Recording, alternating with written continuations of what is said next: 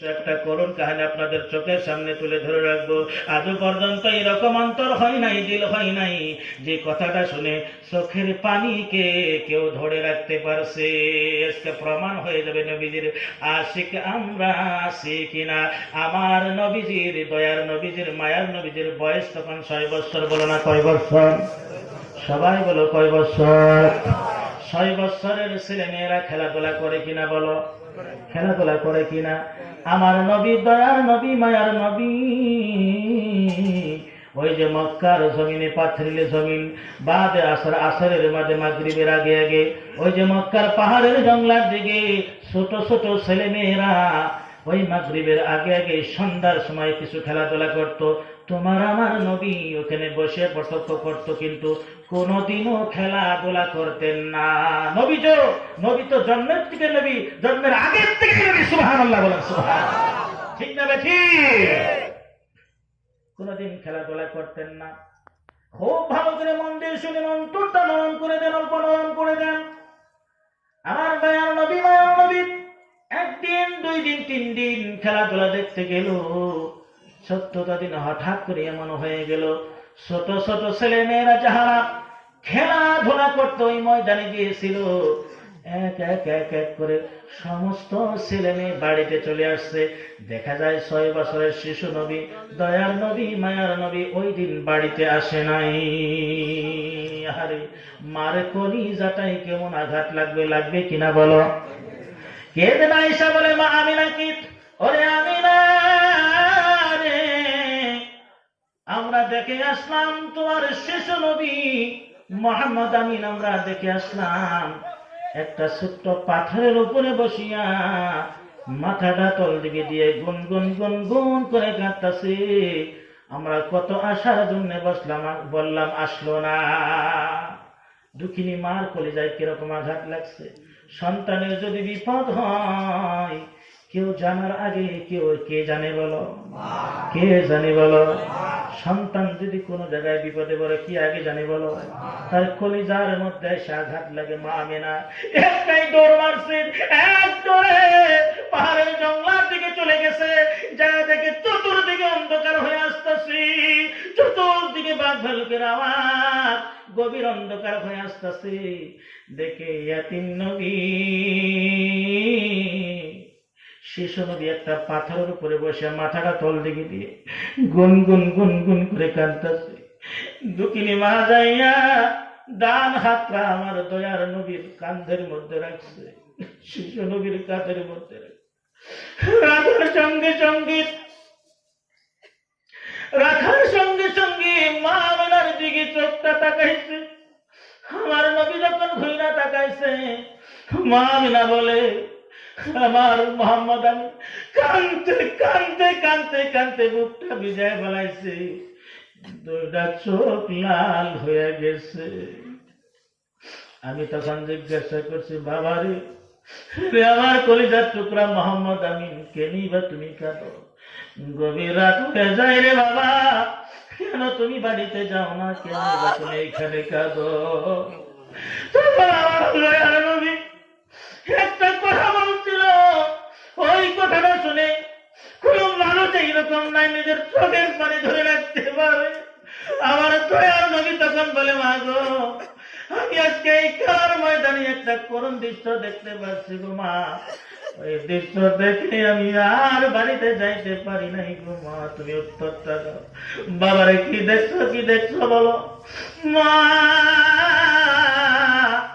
আজকে যখন সন্ধ্যা ঘরে আসছে গো মা, আমি দেখলাম সমস্ত ছেলেমেয়ের বাবা ময়দানে আসিয়া ছেলেমেয়ের ধুলাগুলো ঝেড়ে ঝেড়ে সাফা করে দিতেছে, আর কুলে লইয়া মুখে একটা চুমো দিল গো মা। এ মা আজকে 3 দিন হয়ে যায়, 4 দিন হয়ে যায় গো মা, আমার বাবা কেন আমাকে নিতে আসে না গো মা? বলো, আমার বাবা কেন আমাকে নিতে আসলো না গো মা?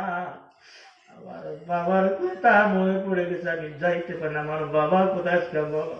তুমি যদি সত্যি কথা গো না বলো মা, আমি আজকে এইখান থেকে বাড়িতে যাব না গো মা। মা আমরা 2টা চোখের পানি আমি তোমাকে সত্য কথা বলি রে বাবা, আমি যখন আমার গর্ভে মাত্র 6 মাসের ছিল রে বাবা, তোমার আব্বা জান তখন আমার হাত ধরে বিদায় নিয়ে বলে, আমি না গো, তুমি আমাকে বিদায় দাও।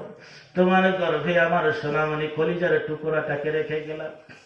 যখন আমার কলিজার টুকরা দুনিয়াতে আসবে, তার কিছু টাকা পয়সার খানা দানার দরকার হবে, আমাকে বিদায় দাও, শাম দেশে আমি তিজারতের জন্য যাব।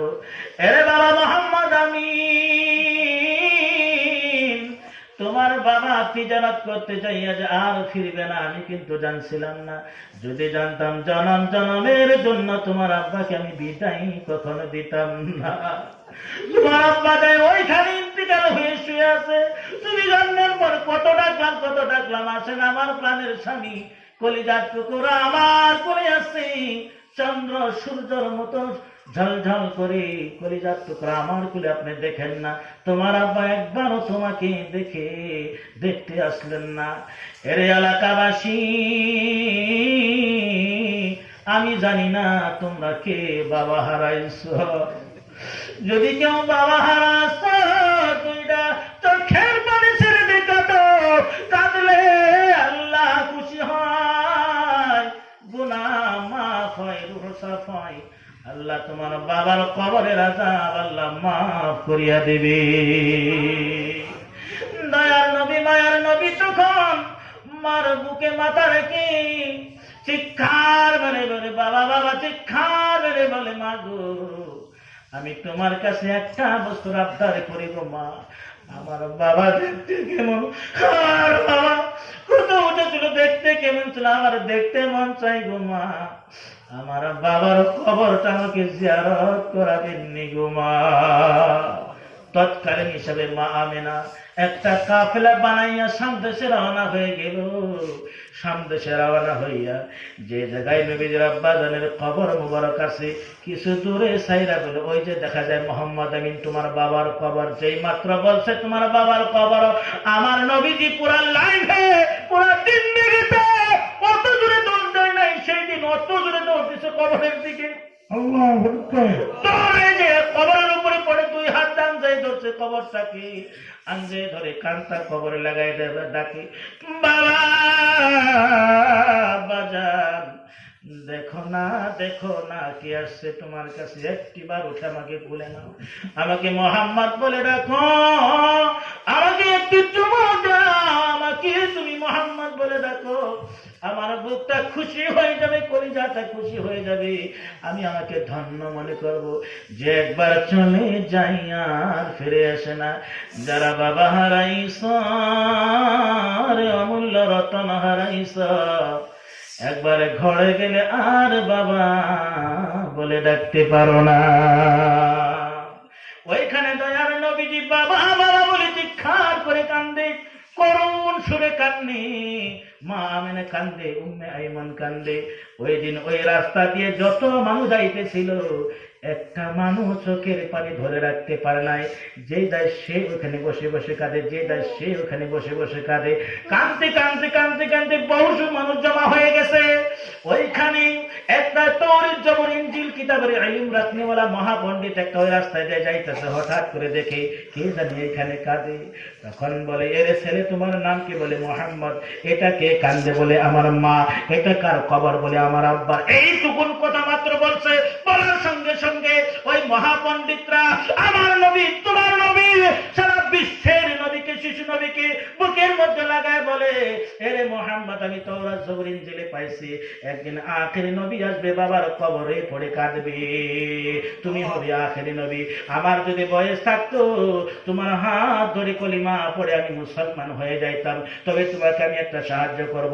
বলি আমি না, তোমার ছেলেকে এক্ষুনি এখান থেকে মক্কা নিয়ে যাও, তা না হলে ইহুদিরা খবর পেলে তোমার ছেলেকে হত্যা করে দেবে, কেননা তোমার ছেলে হবে আখেরি পয়গম্বর, আখেরি জামানার নবী। আবারও কি করলো?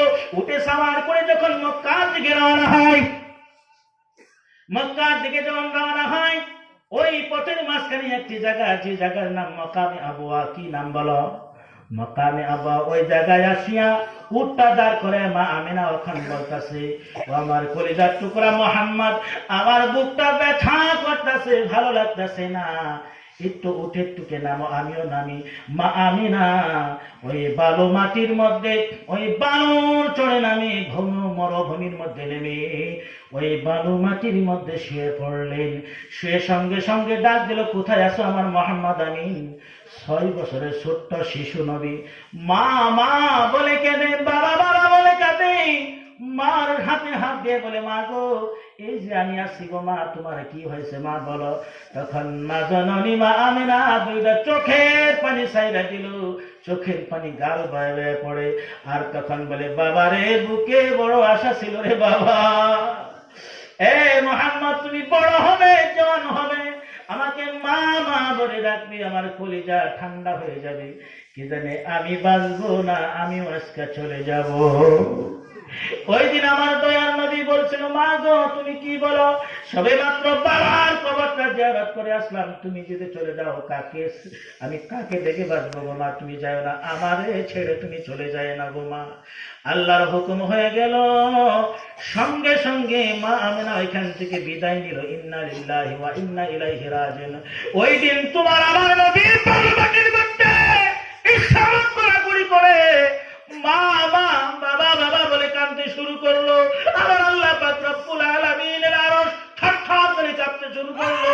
আমার আল্লাহ তখন বলে, এ জিবরাইল তুমি তাড়াতাড়ি যাও, তাড়াতাড়ি যাও, আমার নবী এখন ঠিক থাকতে পারবে না, আমার নবীর গায়ে রহমতের বাতাস করো, আমার নবীর গায়ে রহমতের বাতাস করো, তা না হলে আমার দয়ার নবী ঠিক থাকতে পারবে না।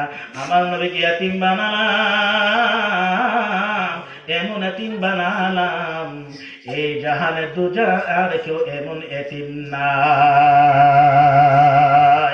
আমার নবীকে এমন এতিম বানালাম। হাজী সাহেবরা বলে, শত শত হাজী সাহেব আল্লাহর কসম, ওনারা এসে আমাকে বলছে, হুজুর মাকামে বুয়া যে জায়গায় দয়ার নবীর আম্মা জান ইন্তেকাল হয়েছিল, বিদায় নিয়েছিল, আমরা দুইটা চক্ষু বন্ধ করে যখন দোয়া করে আমরা এখনো শুনতে পাই আমার শিশু নবী মা মা বাবা বাবা বলে চিৎকার করতেছে। আমার ভাইরা বন্ধুরা, ওই মা আর বাবা যারা হারাইছো তারা 3টা কাজ করতে পারে। কয়টা কাজ? জোরে বলো, জোরে বলো, কয়টা কাজ? আরো জোরে বলো, কয়টা কাজ? ওই মা বাবাকে খুশি করার জন্য নাম্বার 1, তোমার মা বাবা জীবিত থাকা অবস্থায় যেগুলো মানুষের সঙ্গে চলাফেরা করত, তুমি ওইগুলো মানুষকে ইজ্জত করবে, সম্মান করবে, তোমার মা বাবার রুহ খুশি হবে। 2 নম্বর কাজ হলো ফরজ নামাজ পড়ে তোমার মা বাবার জন্য দোয়া করবে। আমার সঙ্গে পড়ো, রব্বির হামহুমা, পড়ো, কামা রাব্বায়ানি সগীরা। 3 নম্বরে আরেকটা কাজ করবে, তোমার মা তোমার বাবা তোমাকে সব কিছু দিয়ে দুনিয়া থেকে চলে গেছে, আহারে কবরের জগতে ঘুমায় গেছে, কবরের সাথী নাই বাতি নাই, কিচ্ছু নাই, সে কবরের জগতে এতিমের মতো পড়ে আছে। তোমার মা বাবার নামে তুমি একটি মক্তব বানায় দিতে পারো, মসজিদ বানায় দিতে পারো, আল্লাহকে ওয়াস্তে কিছু দান ও খায়রাত করতে পারো, কাল কিয়ামত পর্যন্ত তোমার মা বাবার রুহে সেই সওয়াবটা পাইতেই থাকবো, পাইতেই থাকবো। জোরে বলো আল্লাহু আকবার। আমার ভাইরা বন্ধুরা, যত বড় আলিম হোক না কেন, যত বড় আলিম হোক না কেন, মাওলানা মুফতি হোক না কেন, ওনার লাইফের মধ্যে যদি আপনি বিশ্রাম যদি তালাশ করেন আপনি পাবেন। ওই মানুষটা ছোট্ট বাচ্চা যখন ছিল, ওই মানুষটা একদিন না একদিন মক্তবে যায়া পড়তো, ঠিক না বেঠি? আমিও স্বীকার করি, সর্বপ্রথম আমি কায়দাটা হাতে নিয়ে আমি একটি মক্তবে গিয়েছিলাম। মক্তবটা হলো প্রাথমিক শিক্ষা, ওখান থেকে আল্লাহর কালামের শিক্ষা শুরু হয়। আমি জানতে পেরেছি আল্লাহর নবীর ঘর জান্নাতের বাগিচা, এইখানে একটা সুবাহি মক্তব তৈয়ার করার জন্য আমার ভাইয়েরা ইচ্ছা করেছেন, ইরাদা করেছেন। এই মক্তবের ওয়াসিলা করে দরিয়া করে আল্লাহ আমাদেরকে তুমি মাফ করে দাও। জোরে বলো আমিন।